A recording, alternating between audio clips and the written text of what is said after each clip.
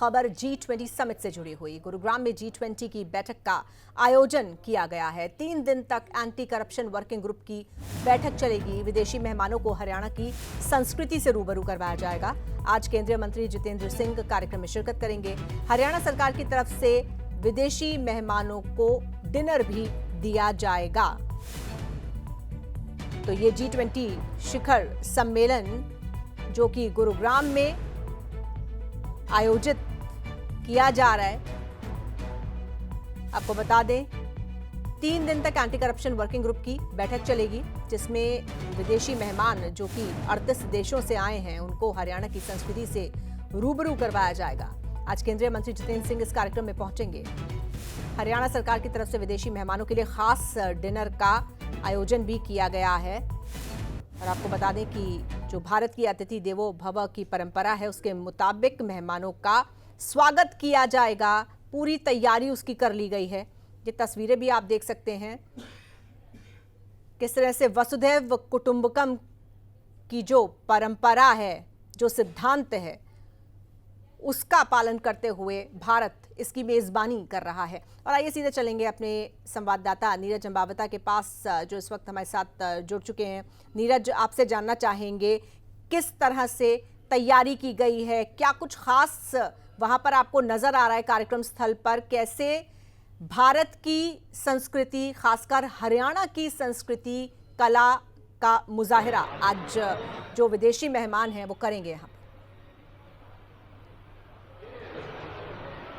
जी बिल्कुल, देखिए हरियाणा के लिए और खासकर गुरुग्राम के साथ साथ इंडिया के लिए आज बड़ा दिन है, क्योंकि गुरुग्राम में G20 का जो बैठक का सम्मेलन है वो शुरू हो चुका है। और केंद्रीय राज्य मंत्री जितेंद्र सिंह यहाँ पहुंचे हैं, जिन्होंने इस कार्यक्रम की शुरुआत किया और अगले 3 दिन तक ये कार्यक्रम इसी तरह जो है चलने वाला है। और अगर हम बात करें गुरुग्राम की, तो गुरुग्राम में पूरी तरह से विदेशी मेहमानों के लिए शहर को अपने ही तरीके से दुल्हन की तरह से तैयार किया गया है। और जो भी यहाँ मेहमान आ रहे हैं वो हरियाणवी संस्कृति के साथ साथ हरियाणवी जो कल्चर है उसके हिसाब से उनकी यहाँ एंट्री हुई थी। कल हमने देखा था कि दिल्ली के एयरपोर्ट से लेकर गुरुग्राम तक लगातार जो है विदेशी मेहमानों को भारतीय संस्कृति के साथ साथ तिलक लगाकर उनका इंडिया की धरती पर स्वागत किया गया था। और आज अगर विदेशी मेहमानों की बात करें तो इनकी दिन की शुरुआत जो है योग के साथ हुई थी। विदेशी मेहमानों ने गुरुग्राम की धरती पर योग किया था और आज एंटी करप्शन जो ग्रुप है उसकी बैठक चलेगी। और इस बैठक के अगर मायनों की बात करें तो तमाम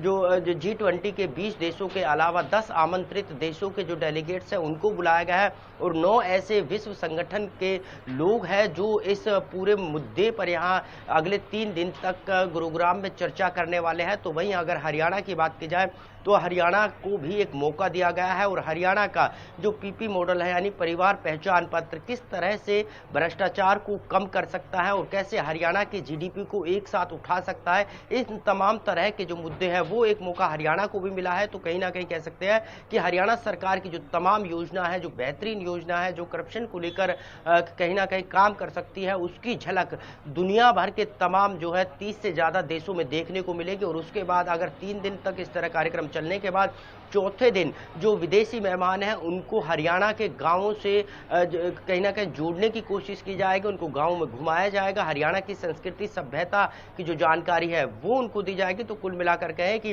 भारत के लिहाज से ये आज बड़ा दिन है, क्योंकि अगर G20 की हम बात करें तो 60% आबादी इन 20 जो कंट्री हैं उनमें बसती है, 75% जो व्यापार है इन 20 देशों में होता है और 80% GDP लगातार इन 20 देशों की है। तो कुल मिलाकर भारत आज वहां बैठा हुआ है जो दुनिया के तमाम टॉप 20 देश है जिनकी मेजबानी आज भारत कर रहा है। तो कहीं ना कहीं भारत के लिए ये गर्व की बात है और खासकर हरियाणा की धरती जो कि सांस्कृतिक धरती है उस पर इस तरह का कार्यक्रम होना अपने आप में जो है हरियाणा के लिए गर्व की बात है। बिल्कुल बिल्कुल सही कहा आपने नीरज, भारत के लिए ये गर्व के क्षण है जिस तरह से भारत इस बार अध्यक्षता भी कर रहा है, मेजबानी कर रहा है G20 समिट की। आप बने रहिएगा हमारे साथ, आपसे बातचीत जारी रहेगी।